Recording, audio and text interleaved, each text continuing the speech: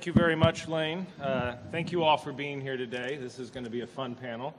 So it's titled Wish You Were Here. It reminds me there's a Jimmy Buffett song called Weather is Here, Wish You Were Beautiful, about a postcard sent back home.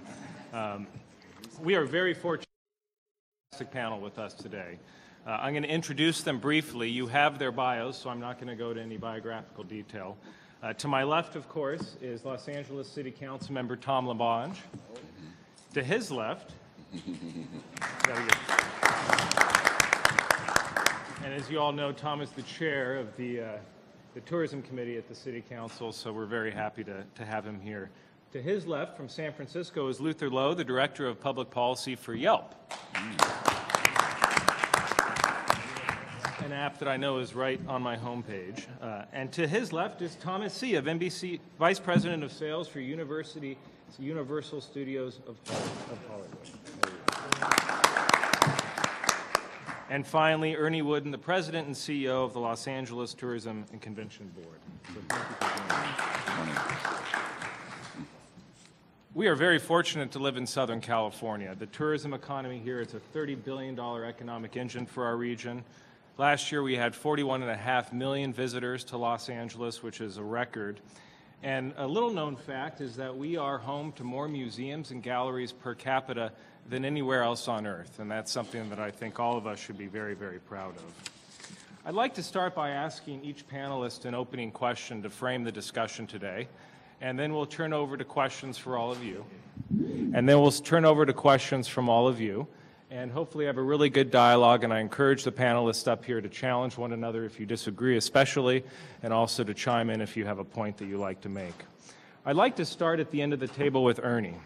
Ernie, you've stated that you have a goal of 50 million visitors annually here to Los Angeles. It's ambitious, but it's certainly achievable given all the great assets that we have here, including Universal Studios. How do you and your department, how do you plan to achieve this, and how are you working with other CVBs in the area to make that a reality? Thank you, Sam, and good morning to everyone. You are absolutely right. Last year, we had a little over 42 million visitors come to Los Angeles. And the economic impact of those 42 million folks was significant. They spent about $16 billion directly on our hotels and our restaurants, cabs, that sort of thing. Economists tell me that you've got to multiply that number by about an econometric model of about 2 to get the full realization of its impact on the economy. So last year, about $32 billion came out of the wallets of our visitors. We've set a very aggressive goal to, if it's that lucrative at 42 million, what would it look like at 50 million? So internally, our research department and using external advisors, we targeted 50 million and said, what would that look like? Well, today we know that 42 million support about 324,000 jobs, tourism jobs. 50 million will move that needle up to closer to 400,000 jobs. It would mean that we would generate a little bit more than $3.2 billion more of economic activity. So that's a pretty significant goal for us to get there. So the question is, how are we going to get there? Well, under our own octane, naturally, by the year 2020, we'd probably get to about 46 million under our own octane. But if we add some octane to that process and get serious about the assets that the city and the county owns, we can move that needle rather rapidly. We've outlined 4 steps to get there. One is that we need more hotel rooms in and around the convention center. Why is that? Well, fortunate for us, Los Angeles this year will end with about an 80% occupancy. And those of you in the room that are in the hotel business know that if you're running 80% occupancy, there's a lot of nights where you're turning down rooms. So we know in order to kind of absorb that without hurting our current developers, we can afford to put in about 3,500 more rooms, preferably in and around the convention center. Why is that important? Because as we go out and try to solicit more conventions to the convention center, proximity of housing to the convention center is a very important consideration. So in order to get more of those conventions that don't have to invest in transportation to get to other hotels, we need to get those new hotels around the convention center. The Los Angeles Convention Center has a few blemishes, the largest of it being that it needs to be modernized. The issue of contiguous space needs to be rationalized. So we need to figure that part out. But while we're figuring out that part, we need to figure out how to futurize the convention center, meaning what do we need to put in the convention center, technologically speaking, that's going to appeal to meeting planners 20 years from now, not just in the next year or two when we do that work. So that's a key component to getting to 50 million. To do that, we need to make sure that the city protects prime dirt around the city. And so we've got the city, and the city's thinking very hard about how to make sure that happens. And finally, and this is a big issue, we have to continue this very aggressive road that we've been on in terms of making this horizontal area of Los Angeles closer together through transportation. So we've got to get the railroad system, the Crenshaw line, the Green Line, we've got to get that closer into the airport and to provide some way for folks when they arrive from the airport to get onto our transportation system. So those are the key elements to get to 50 million. Well, that's a great tee-up for Councilmember LaBonge. You are the chair of the City Council's Trade, Commerce, and Tourism Committee. As you meet with Ernie and his board, what are your priorities as chair of the committee, and what's the council's priorities and major actions over the next year to help Ernie get closer to 50 million? Well, thank you very much, and good morning. Thank you, Vika, for over 50 years has been a voice, which is so important to get out and speak. We're here today. We're here today because the Burbank Airport is next door. Airports are important. We're here today because Mulholland over 100 years ago brought us water. We'd be a desert without water. We're here today because the Port of Los Angeles and Long Beach are the driving forces. That all being said, we have to put our welcome mat on. It's a competitive world. Since 2001, 37% less international travel because of the challenge of 2001. I've been fortunate. I'm homegrown. 20 or 21, I'd never been east to Arizona. I did travel to Europe. 1978, had a wonderful time, and I think I've been in many places, been to Europe about 14 times in this time. But in my friends who I met there, they tell me, I got other choices now. You know, Brazil welcome you, go down to Bali and Thailand, go to Asia. All these other places is competitive, so we got to put the welcome mat out to get people there. And Ernie is right. We do need to build more rooms. I believe in walking in this door, there was a whole lot of people. I would have been late because I usually greet the people there, Sam. I didn't, but there's a whole lot of people from other places who are here. This is great, whether it's Burbank, Glendale, Long Beach, Santa Monica. Our region is so important. We benefit for it. But we do need additional hotels, and not necessarily just grand hotels, but great hotels for tourists to do that, but to welcome the people that are here. And the great thing now, and I just want to close with transit, with the expansion of the Expo line, now you see people getting to connect, and you can't come to Los Angeles. I've been with the city almost 40 years. I remember when I wrote for my sociology class, I wrote papers about how tough Western and Hollywood Boulevard was, and it was very tough, and the motels were very tough. All those motels are tourist motels now because there's a red line, and people could come to Los Angeles without getting a rent-a-car and really go to Universal, go to LA Live, come to the largest civic center. Here's the question. Where's the largest civic center west of the United States capital, Washington, D.C.? Where's the largest civic center of government buildings in a row? Los Angeles. Los Angeles. I guess it's an easy one, Sam. So anyway, they come downtown, Alvera Street, Exposition Park, the Natural History Museum, California Science Center, all that, it's there because of the rail, but to connect it more so other areas benefit is the key. But all I try to do is help make it easy for people to complete their goals. You're the professionals, and try to help you get to your goals. We're sharing mics. It's very communal. Thomas, this is a very exciting time, and actually you're front and center in creating an even larger asset for tourists who want to come to LA and visit. The Evolution Plan is moving forward. Most importantly, Harry Potter's Wizarding World is soon to be under construction, I think. Yes. Where do we stand today on both projects, and how can Ernie shop And how can Tom and the City Council help you achieve your goals for both projects? Wow, great question.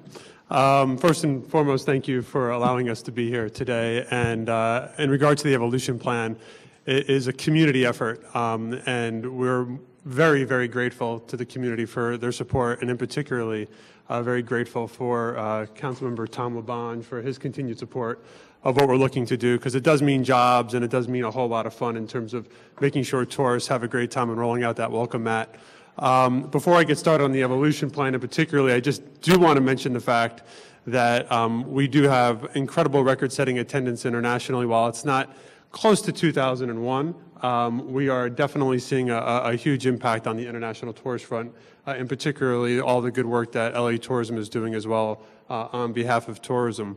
When we look at the things that we're doing, if you turn on Channel 4 and you watch Extra at 7 p.m., we're the new home of the entertainment show.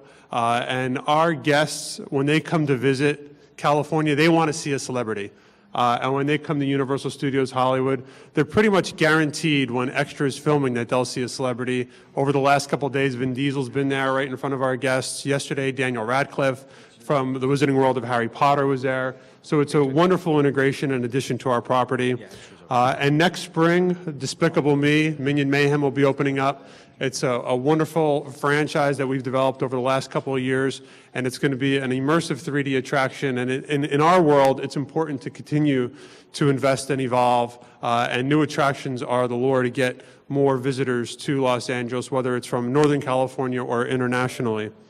In regards to the evolution plan, it is an incredible feat, a $1.6 billion commitment to developing both two very important productions or industries for LA, the production side as well as the tourism side. On the production side, we're modifying our production lot, both pre- and post-production, and on the Universal Studios Hollywood front, yes, the Wizarding World of Harry Potter is definitely going to be a game changer for the city of Los Angeles and particularly San Fernando Valley. What we've done in Orlando is transformed that location. Both hotel rooms, spending, dining has all increased more than double percentage fold. And when you look at getting guests to stay longer, that just means they'll spend more money. They'll dine more. They'll take more tours. They'll experience a longer stay in the hotels. When we look to LA tourism, it's really, we look at it as a threefold approach. You've got the mature market that we've got to protect. Those are markets like the UK, Australia. And then you've got emerging markets that are incredibly powerful, China, Brazil, India. And these are markets that are fairly new to the city of Los Angeles and for people in the room. And how accommodating can we be to these new international markets is going to be key. In particularly the Chinese, how welcoming are we to them? What kind of food are we serving in our hotels and our restaurants? We're adapting on a daily basis for these visitors, from park maps to dining experiences, and even our world-famous studio tour is done in Mandarin multiple times a day. I ask everyone in the room and those that are part of the community, what are you going to do to ensure that we roll out the welcome mat, not just for the English-speaking language, but for the internationals as well? That's great. And Luther, for many of us, Yelp has replaced the Yellow Pages as a way for us to find new restaurants and places to go and things to do in LA and in other cities that we visit. But Yelp has now taken it one step further, and you've launched a new concept called Lives, which I like to think is a little bit inspired by what we do here in LA County. Can you talk a little bit about that and what it may mean for visitors coming to LA? So first of all, thank you for inviting me to be here. My name is Luther Lowe. I do public policy for Yelp. And among many other projects I'm working on, as Sam mentioned, our Lives project. Lives is a backronym that I came up with it stands for Local Inspector Value Entry Specification. So you never have to remember that, just remember Lives. And in fact, it was actually inspired by some work in Los Angeles County in the late 90s. The requirement for restaurants to display restaurant hygiene scores on their storefronts. Over a couple-year period, the effects of that were studied, and it was determined that the more conspicuous display of restaurant hygiene scores resulted in a 13% reduction of hospitalization due to foodborne illness, and within a couple years, 90% of restaurants had A and B scores. And so the Lives project is an open data project. Basically, we created an open data standard, and what that means is we're calling on municipalities, counties across the country to put their data in this specific machine-readable format, and all that means is it allows us to easily ingest and syndicate onto Yelp restaurant pages what the hygiene scores of a particular restaurant are. And so we've already launched this in San Francisco. We launched this in Louisville, Kentucky. We just yesterday announced we launched in Wake County, Raleigh, North Carolina. And I mean, I'll just let the cat out of the bag here. Los Angeles County is next. So we're very excited about bringing on the largest county in the country and a huge data set that's going to have interesting challenges and the impact that that'll have on folks coming in. And I think maybe the broader point is, I think I'm the only one representing the internet industry, is that you're seeing with the rise of sort of ubiquitous information, thinking about the effects that that's having on tourism decisions and where they go. I had a conversation about Anaheim with the mayor of Anaheim last summer, and he talked about how he's concerned by the fact that often there are two Anaheims that you see. You've got the concentration around the tourist areas, but small businesses maybe on the periphery that locals use aren't getting as much exposure. And so one of the reasons I love getting up in the morning is Yelp, I think, really encourages the disintermediation of that information and allowing sort of that democratizing to allow small businesses that do great things stand out and be on a level playing field with sort of the larger chains. So excited to be here. Just for the record, San Francisco is the smallest county, city county in the state. San Bernardino is the largest county by size. Los Angeles County is the largest by population. That was college geography there. Seven by Largest 7. county in the country? Yeah, 7 by 7. Well, the council member is quietly going to pass out, or will have passed out, a pamphlet. And before we turn over to audience questions, I wanted to ask you and Ernie and anybody else on the panel, maybe you can chime in. Once again, LA, after 1984, is expressing interest in pursuing the Olympics. So where are we at with getting ready to do that, and what do we need to do to make it happen? Thank you. Just welcome people. In 1920, a guy named William Garland went to Antwerp where the Olympic Games were held at that time. And he went to the Olympic Committee. He was a civic-minded Angelino, and he said to the Olympic Committee as the Games were going on, I'm from Los Angeles, and we want to have the Olympic Games here. And the first question they asked him, where's Los Angeles? That was 1920. Truth is, they said, build a stadium, which we did, the Memorial Coliseum, a memorial to World War I veterans. Expand it once when we got the Games. This is a puppy city back in Los Angeles time, right there in the 1910s and 20s. Right in there, we get the Games, and we welcome the world. Then again in 1984, after the challenge in Montreal, over cost, we were the only city to build. Unfortunately, President Carter had the ill-fated boycott of the Moscow Games. Always send the athletes there, always send the artists there, because there are real ambassadors that transcend politics. But because we didn't at Moscow, the Eastern Bloc, except for Hungary came, I think Hungary came, Romania, Natalie Comaneci, came, and the Chinese came for the first time since the revolution. We could do it again in 2024, and there's a great effort. Mr. Garcetti's first letter as mayor was a letter to the National Committee, the National Olympic Committee, because what right now we are in is a competition for who is the American nominee to host the Games. With the Games going to Tokyo, they did want the Games to go to Turkey, but there was this challenge in Turkey over the summer in Istanbul, and they went back to Tokyo. So now the question is whether it's Paris 2024, that's the centennial of the Games of 24, or Los Angeles, and Los Angeles is always ready. I'm passing out, Lisa. Thank you, Lisa Schechter, my Deputy Chief of Staff. as well as my Deputy Chief of Staff, Stacy Marble, right here. A little map of the world and the history of the games, which is so important. Very important to have athletics come in all shapes, whether it's the Rose Bowl, which is a wonderful thing that Pasadena does. That's an economic engine for Pasadena. These events are very, very important. The Dodgers being in the playoffs. See what happened when the Lakers and the Clippers went out early. The Staples went dark. So all these things are real important for us. The Special Olympics 2015, which Ernie's going to mention about, is real key. Events bring people. What Tom was talking about earlier, the drive-up market. We're the largest state in the country. We want to welcome people from San Francisco. We really do. We love the city by the bay. We hope you love us too. But anybody could drive to Los Angeles. We want them to experience Universal, Disneyland, Los Angeles, and the interesting neighborhoods. I'll leave with one thing I want to say. On Larchmont Boulevard, which I think is the best little street in town, because it doesn't go through, it's Melrose III.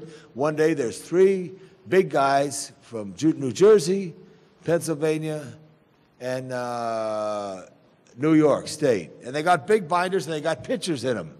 And I'm not afraid to talk to people, say, hey, fellas, where you from? Blah, blah, blah. What are you doing here? They wanted to see where Laurel and Hardy, because they love Laurel and Hardy, had their old 32 Ford roll over the grass and hit the tree, which was on Windsor Boulevard, 328 South Windsor. They wanted to go to real, is what I'm saying. And what is happening now with, you talk about food, you talk about travel, people want to see real. They want to see real neighborhoods and real things. So this is the whole concept. And as Tom spoke about NBC Universal, which I'm so proud that they bought that big tower there, and they control the tower, which is good. And the fact that they didn't build all the housing out there, we'll build the housing someplace else in the region. Production and tourism is what we want for Los Angeles. People want to see real films being made.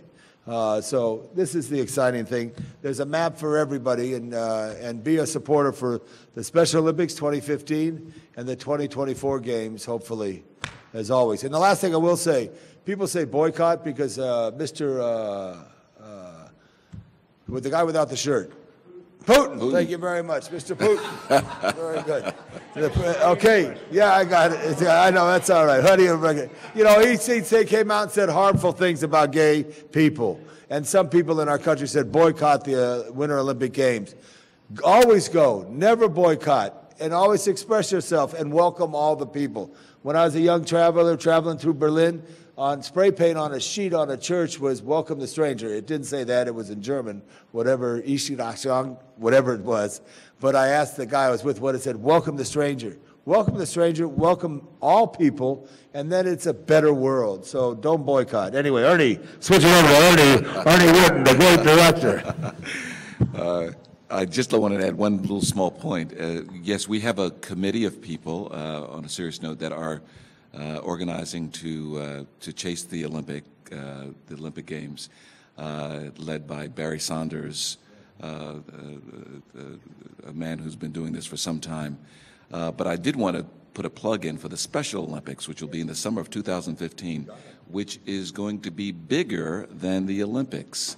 We are measuring that we'll do as a region, we'll do between 35 and 40,000 rim nights with the Special Olympics. These young people are coming from 105 countries around the globe with their families. They're going to be housed in Special Olympic villages, which will be on the campus of USC and UCLA. But this is going to be a major event 2 years from right now in our city that's going to pressurize all of our hotels out to the valley. We were here in the valley just on Friday, giving them the dates when we expect these high pressurized dates to occur. But that's a big one, the Special Olympics. That's great. Well, we are being taped for YouTube, so you'll be able to pull this session up and watch it again on YouTube. So for that reason, as we turn over to questions, I'm going to repeat the question that you asked, so it's definitely picked up by the mic. Who has questions?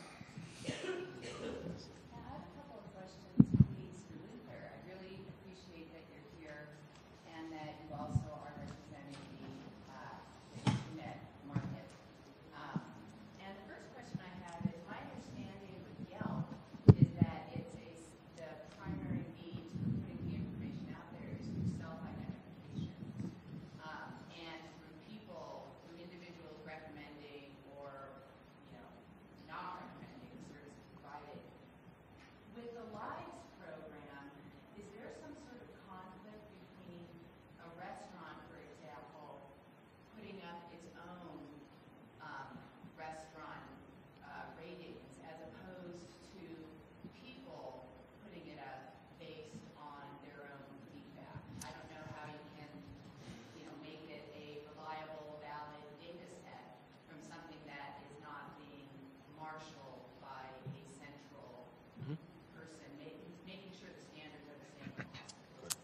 And so the question is, how does Yelp compare with, you have the county mandated grades that they give to restaurants, and then you have the user generated and curated grades given on Yelp via Lives.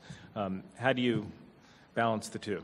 It's a good question. So for those folks that may be less familiar with Yelp, any individual can go write a review about a local business. We are thought of as a place to go for restaurants, but actually our largest business category is retail, then restaurants, and then you have really everything under the sun: mechanics, hotels, local attractions. And for the restaurant category in this Lives program, where we're having restaurant hygiene scores, the place that it's going to live on the business page is right around where the phone number and website information is, that objective information before you get to the section where it's individual user reviews. And that information is just syndicated directly from the city government, the .gov websites. And so we're not modifying that in any way if there appears to be some kind of inconsistency. In fact, that's one of the top questions we get is, if I'm a restaurant owner, I get inspected on Monday, and it's, there's a couple day lag before it's in the Los Angeles County database. How long does it take to get to our database? And we're going to be doing daily refreshes. So 99.99% of the time, if you look at a Yelp business page, you'll see, and it has a 97A, for example, and you go to the LA County Environmental Health website, it'll say the same thing. Other questions? Question for Thomas Sees. We're thrilled to hear that the expansion in Universal is going to include production and post-production, because that clearly helps, bring Hollywood jobs, keep Hollywood jobs in Hollywood. However, I couldn't help but notice that the expansion does not include a scoring stage. And we used to have a wonderful stage at Universal, and right with the plans to build a new scoring stage, which would be sorely needed in Hollywood. And so the question is, will there be a new scoring stage at NBC Universal? It's a great question, and unfortunately, I'm not the right person to answer that, but I will get your information and be sure to follow up with you on that question from a company standpoint. That's okay. One of the hot-button political issues that's been with us for a few years is that in 2006, the city moved forward with a mandated living wage for hotels along the LAX corridor. And recently, there's been some activity to push for a citywide living wage mandate for all hotels throughout LA City. What are the chances of this happening, and what do you believe the benefit or negative impact would be on the economy and our ability to attract and retain tourists? Yesterday I was on Larchmont again, and I ran into a guy who's in the produce district, and he hires 300 people in central Los Angeles, and he said the cost to his business with the state minimum wage up, which I do support, which Governor Brown just signed, is going to be about $2.5 million to his business. And he said, I just may have to put my warehouses in Texas or Arizona. And so here's the thing, everything's a reality. I'm in the business of helping people. Many of you are in the business of doing business. And I think it's very difficult. I think it is a challenge. I think in our youth, Mel and I went to Marshall High School together, the same class. Appreciate that, Mel. And the fact that at that time, probably the head of General Motors, made probably $800,000 a year. Now they make $800 million a year or something crazy. That's the concern that I would have. And I don't know how you do that, because we have a free market and a free business, but we're out of whack from the line worker up. As far as minimum wage, I think it's very tough on small business in such a way. I do strongly believe in community colleges, and if you're good and talented, you'll get the wage that you want, and I mean that, so it's a tough thing, and I know I'm not speaking in a union hall right now that's going to be on YouTube, so I guess everybody's going to know what I say. Education is so key to help workers get education, to achieve it. I think it would be difficult to put the back on a lot of, because you go down the street, hit a stoplight, and say, how does Sylvia's dress shop make it at 3rd and Vermont? Right there. How does Sylvia's dress shop make it at 3rd and Vermont? Or wherever you may be. It's very challenging. So I think there's other issues that we got to look at, but I know that's a big call, and I do support the governor right now, but I don't know if I could go higher than what is supported right now. I know I just got a postcard that want to go $15 an hour on that, so I know that's real tough. Okay. Ernie, is that a concern to you? Is that a concern to you, or is this something that the board is watching on your end? Well, we're strictly a sales and marketing organization, and it's a concern to me because it means I've got to bring more people to this county. And so we've got to do everything we can so that our hotels and our businesses can survive the realities of doing business. And as I mentioned earlier, if we're able to get to 50 million, if we're serious about mustering the assets of the city, we'll bring more tourists in that will spend more money, and it will help us internally, macro and microeconomically. I will share with you that to that end, for every 350 tourists that come into Los Angeles, it creates one job. That's a big deal. This tourism business is a wonderful, wonderful business model. Because tourists come in, they will spend, for example, if we get to 50 million, we will drop $1 billion, they will, in taxes into our area. That's through TOT taxes, TMD taxes, sales taxes. That's $1 billion with a B. Those folks that come in and stay with us and provide those taxes, they don't use our services. They come, drop their money, and leave. It's a wonderful business model. So at the end of the day, we have the pressures of living wage and the pressures of people being able to make a living, a decent living, and we've got the pressures of businesses trying to make a decent profit. My job is to make sure that those pressures are eased, and I think that the best way to do that is to get more tourists. Anyone else want to chime in?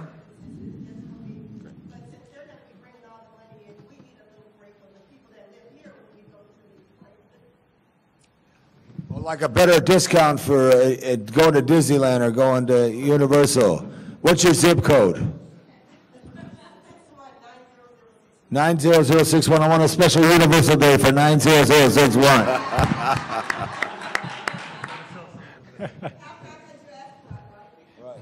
Well, I will share with you one little thing that we're working on right now, and we're in the early stages of this. But you know, in Paris, France, one weekend a year, they open up all the museums, and they keep them open 24 hours, and they're free to Parisians.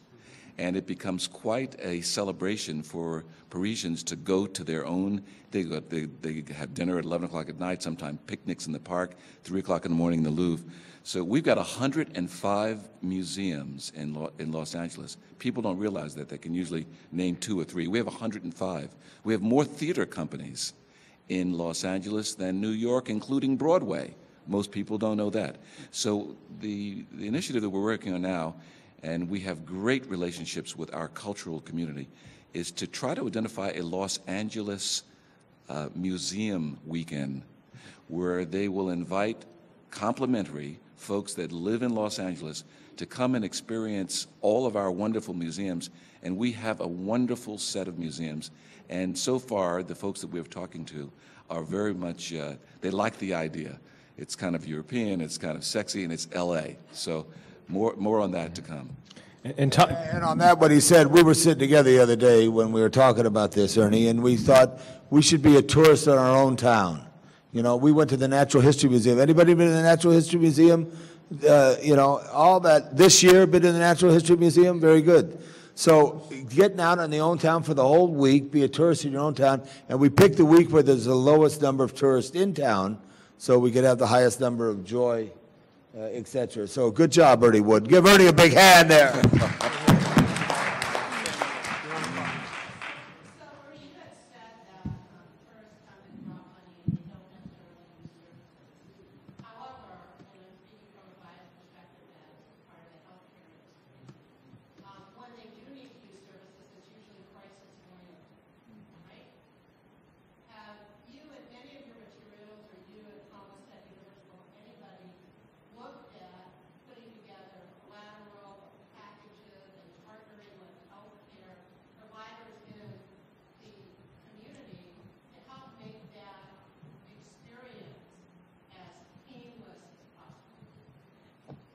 So the question is, for tourists visiting the United States and here in LA, and especially international visitors used to a different system, how are we going to make them aware of healthcare options, especially in a crisis situation here in LA County?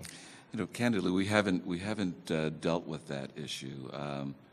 You know, my sense is, and you probably have a better sense than I do, is that it's rare when people really get sick, and we haven't had reason to develop any kind of marketing materials to tell them what to do. Typically in the hotels, all of our hotels will have emergency procedures when somebody gets gastrointestinal illness or something like that, and that seems to satisfy the need, but it hasn't come across my radar as being a major issue.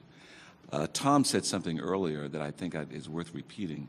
As we get ready for these Chinese visitors, for example, and more international visitors, we've got to think, and I encourage our hotels and other destinations to think about having the multilingual instructions, emergency instructions and things like that on the back of the door.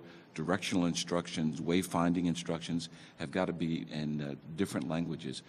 Chinese is going to be a major issue. The Chinese are coming in a big, big way. They're the #1 traveler in the world today. And 1 in 3 Chinese that come to the United States comes to Los Angeles. I had the privilege of meeting with President Xi Jinping with the former mayor a couple of months ago in Beijing. There's 100 million outbound Chinese travelers now. It will be 200 million soon. So we've got to think more about how we accommodate, and on medical emergencies and medical and emergency issues, we've got to be able to evidence that we can communicate through language. But if this is...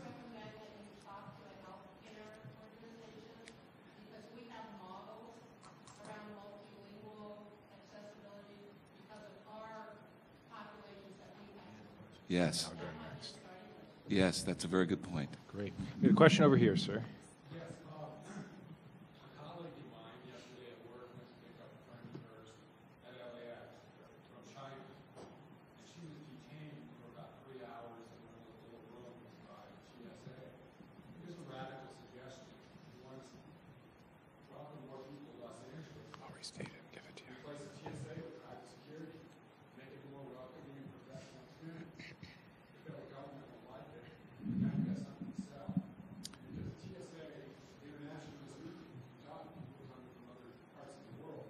They see it as very draconian.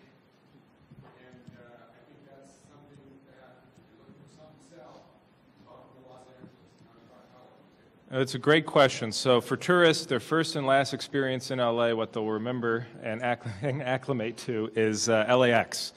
Security is an issue. There's certainly other issues. Councilman, this is your committee. Well, no, I think it's very important. You know, I got it. I like that, Sam. When I flew into Los Angeles, the pilot said, "Welcome, everybody. We're headed into LAX." And I just got so offended. You know, I went up and knocked on his door. No, I can't do that anymore. He referenced he's landing at LAX. That was Thai Airways. You know, we should know that everybody at that, and this is what I heard, and I love all people, believe me, but I just heard, I don't know if there's any Trojans here, but people have said, and it's the same people who are working at the Coliseum. SC just made the point, welcome everybody to the Coliseum. And I got on one game this year because I didn't miss the first game. Welcome to the Coliseum. Welcome to the Coliseum. Welcome to Los Angeles. Now, TSA's got a big thing. You see how fragile the world we're in. Yesterday, the tragedy in the Capitol. Everybody's short edge. Everybody's got to treat everybody like they're a bad guy because there were 22 real bad guys who changed the world. And we're still living with it. I was going to say, because this is on, what do you call it? YouTube. Can you use the word bastard on YouTube? The bastards of 9/11, you know, changed the world. And that's the hard thing. I never used that in 40 years of public service, but to answer that, I wanted to answer it in the hardest way. They're trying to do a professional job there, and it's unfortunate that I almost think it's almost the managers to be able to know. I once was crossing the border from Canada to the United States. All the computers went out. And the supervisor came up and went to each person. They all had to look like they know what they were doing because all the groups are getting backed up, not getting on planes. It's like a domino. And she says, use your instincts. And they did, and they got through. So there's just challenge that's always there.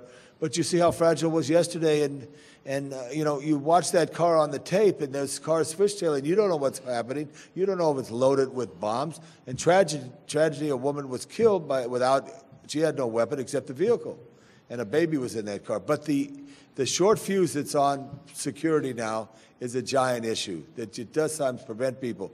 The first thing, when you said you were at LAX yesterday, I said under my breath, when you said weird hours, I said you got a traffic ticket, a parking ticket, or something. That was my first response, but it was deeper. So it's a tough thing. And then usually when you push people, you're not nice. Like, please move your car. No, move your car. So it doesn't give you that type of thing. So, Luther, real quick, and then to build on what Tom's saying, you're in airports all the time.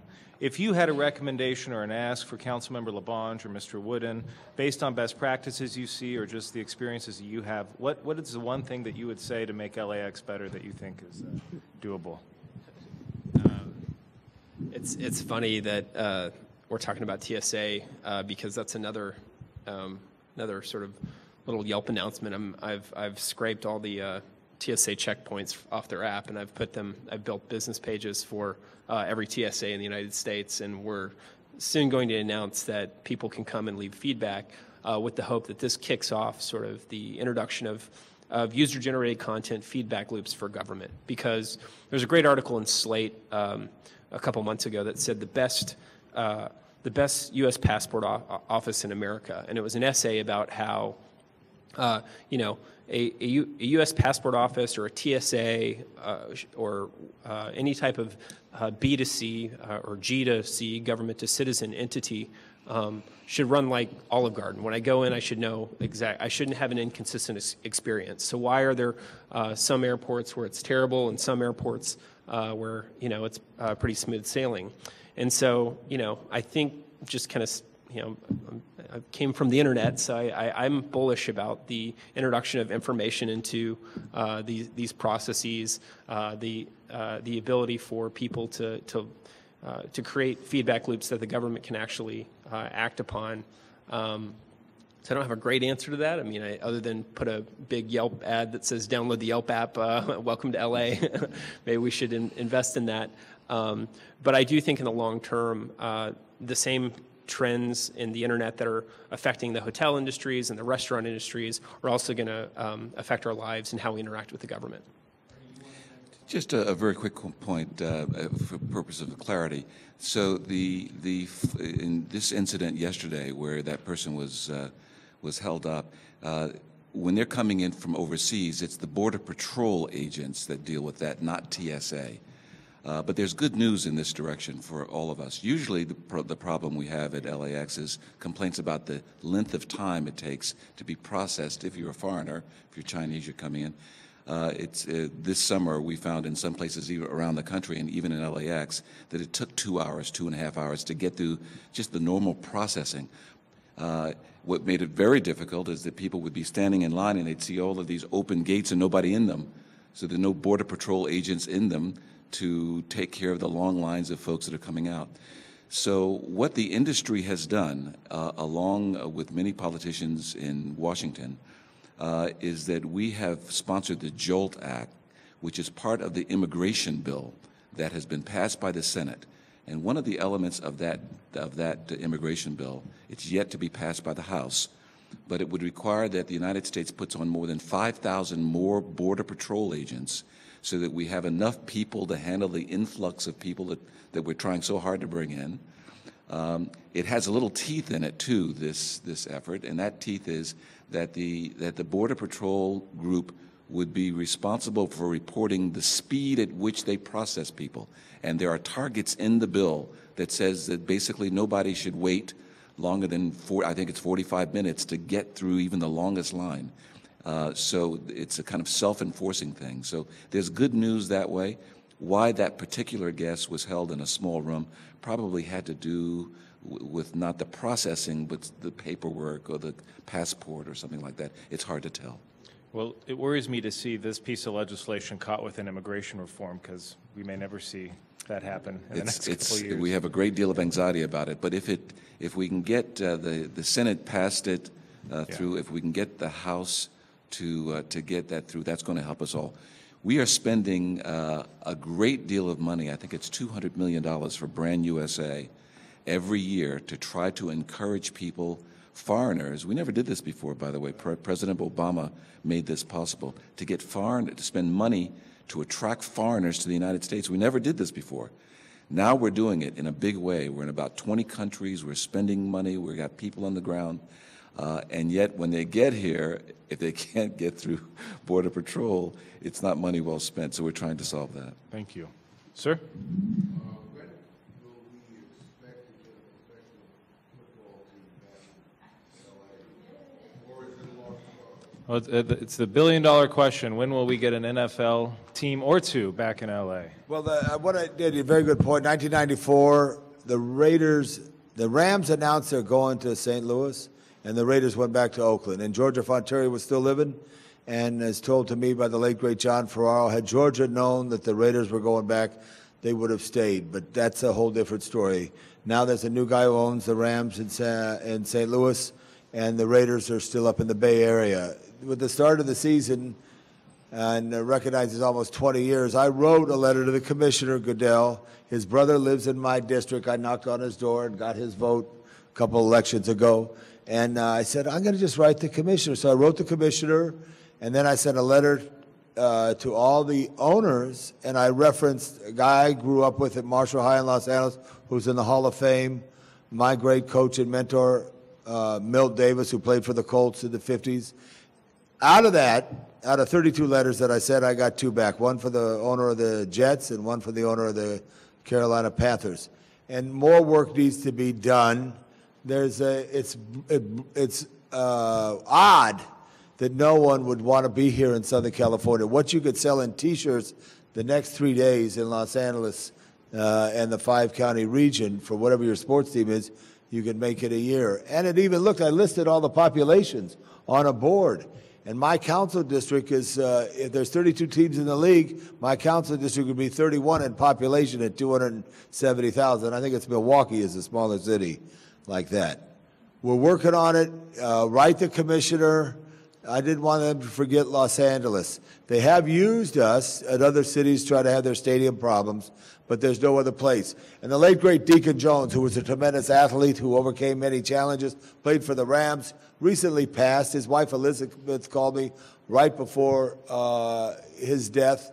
He was fighting cancer, and she asked to have his memorial in the Coliseum, which we did. We arranged for that.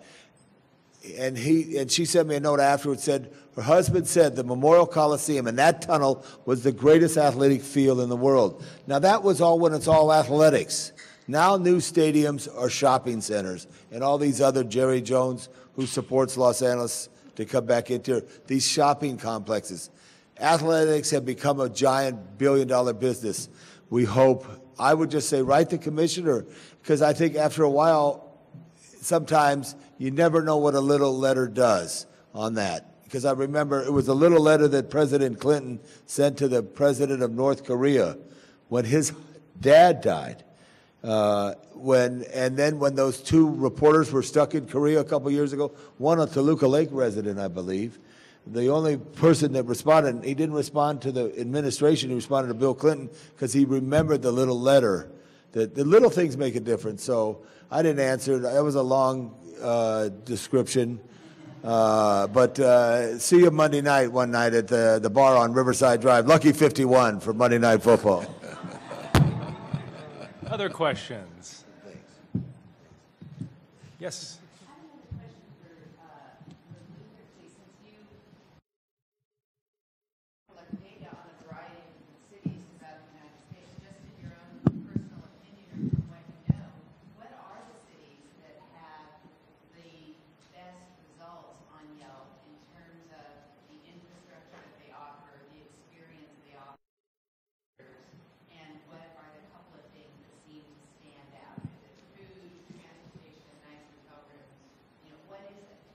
So the question is, in looking at other cities, what are they doing well? What are we doing well? And there's one statistic out there from Travel and Leisure that's somewhat related, is that LA was voted the least friendliest city for tourists in the United States a couple years ago. So maybe you can add that into your answer as well. So off the top of my head, I don't know if there are sort of like intrinsic characteristics. I can't speak to sort of the intrinsic characteristics of, you know, a New York or a Washington D.C. or a Chicago or a San Francisco as it relates to Los Angeles County and the behavior of Yelpers. Like if there's something that just makes San Francisco have this reputation for having, you know, tons of, like a disproportionate number of you know, cool niche restaurants or whatever. But I can say that Los Angeles County, far and away, is the Yelpiest city in the country. Like, or Los Angeles County is the Yelpiest county in the country, meaning. Exactly, meaning that the population, well, maybe it might actually, if I were to divide the traffic by the web traffic by the population, San Francisco might eke them out. But just California in general, the way that our site grows is, you know, San Francisco is the first city we launched just because that's where our headquarters is. And then we launched in Los Angeles, and then we moved on to New York, Chicago. But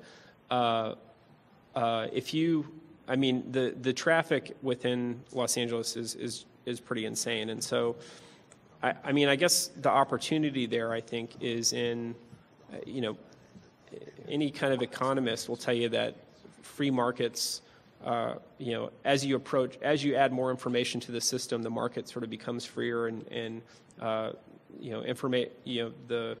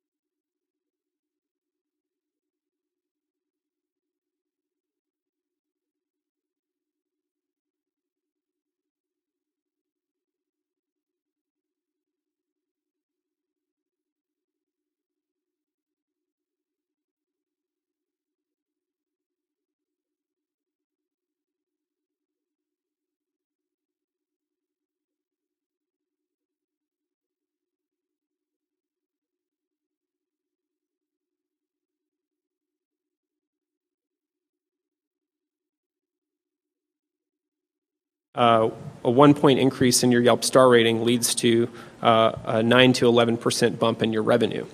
And that same effect is not observed in places like Olive Garden, Red Lobster, that chains, their brand ID is so well known that people already know what to expect. And so if you've got a Best Buy that has a 4.5-star rating across from, you know, Mike the electrician who's got a, you know, 5-star rating, Mike wins in that world. Like the Best, or even if Mike has a 4-star rating, Mike is winning because the Best Buy doesn't see the uptick. People already know what to expect.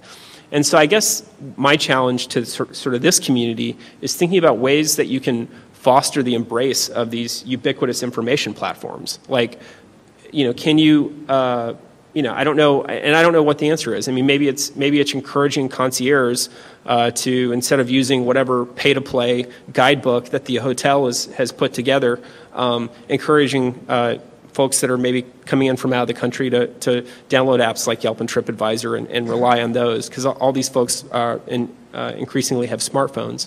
And so the more that sort of the institutional entities, whether it's the tourism bureaus or it's government or just folks with a skin in this game, can encourage this embrace and welcome it. Another probably more controversial but falls, I think, in the same category as Airbnb. I mean, you talked about, Ernie, how there's a point at which you have to start turning guests away.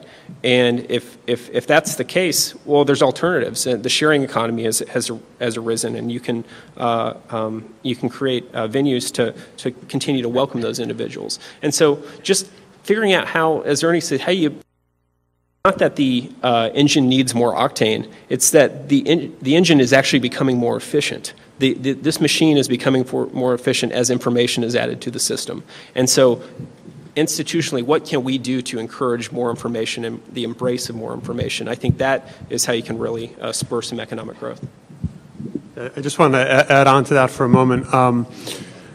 You know, when you look at Hollywood as an example, we have work to do versus other destinations, and we're working with the Chamber and Council member Mitch O'Farrell and his group, and we've been going backwards a little bit in terms of safety and elements that we just need to make sure and be mindful of.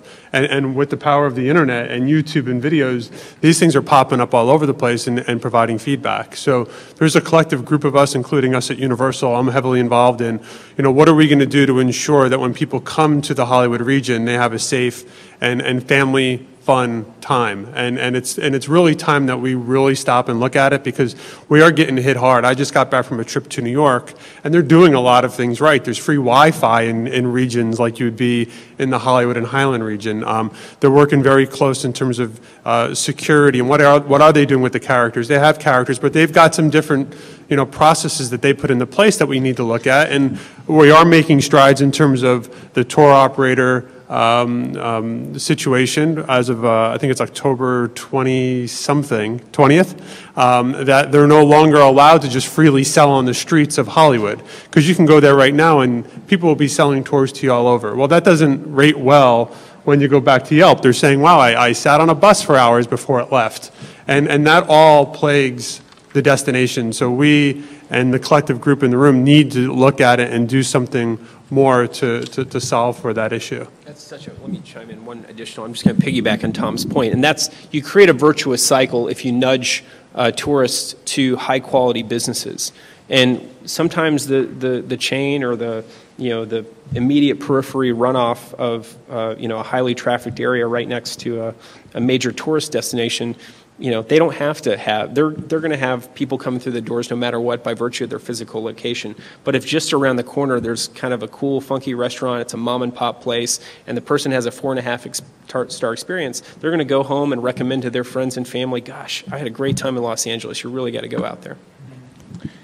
Sometimes we create our own problems. For example, wanting to retain the film industry, but then when there's filming on a particular street, there's always some residents who are very upset and complain and want reduced hours.